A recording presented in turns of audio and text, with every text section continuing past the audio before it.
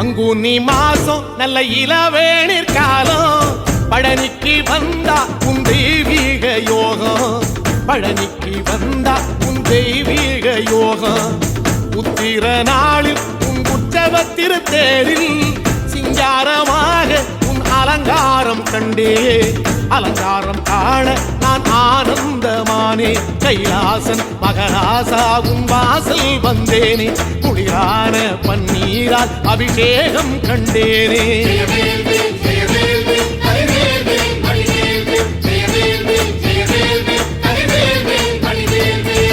தென்பழனி தேடி உன் தென்பழனி தேடி